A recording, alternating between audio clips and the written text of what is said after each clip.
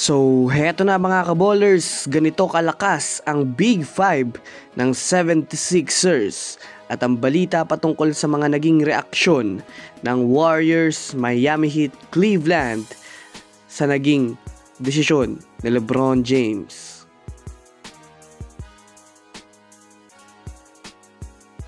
Kasalukuyang nagbubunyi na nga po ngayon mga kaballers ang team ng Philadelphia 76ers matapos pumirma nga itong si LeBron James sa kanila ng $8 million 2-year contract deal. Kaya naman kompleto na nga ang starting lineup ng 76ers. Tyrese Maxey, BG Edgecomb, Jaylen Brown, LeBron James at itong si Joel Embiid. Diyan pa lang mga kaballers, masasabi nating kompleto na nga po sila. May magaling na guard, may magaling na forward, may magaling pang center.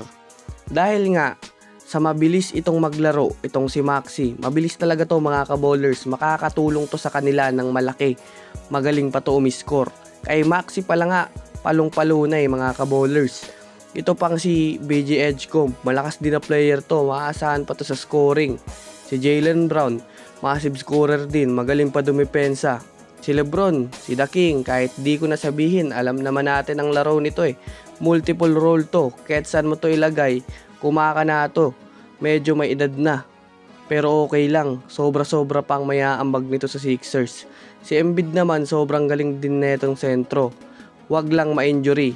Mabagal pero malakas ang pangangatawan at maaasahan din ito ng malaki sa opensa. Di ko talaga ma-imagine kung gaano talaga magdodomina ang Sixers.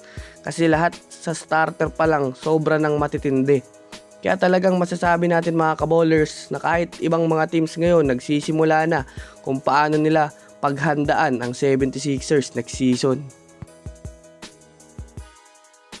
Sa kabilang banda naman, malamang sa malamang nagkakaroon na nga po ng samot-saring reaksyon ng mga teams na umaasang makukuha nila si LeBron James.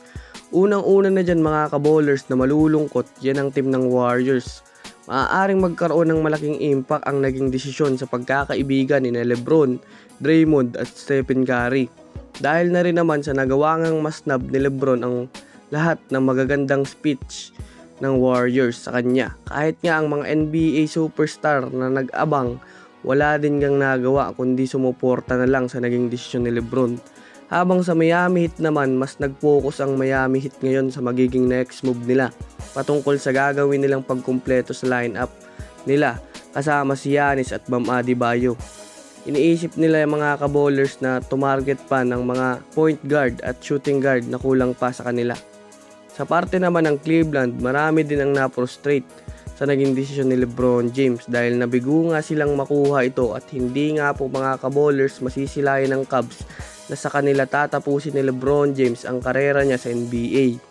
Well, sa ngayon nga po, literal na masasabi natin kaabang-abang nga talaga ang magiging season ng 2026 to 2027. Diyan nga natin makikita kung paano ni LeBron matutulungan ang Sixers magkampiyon. Abangan natin to mga kaballers.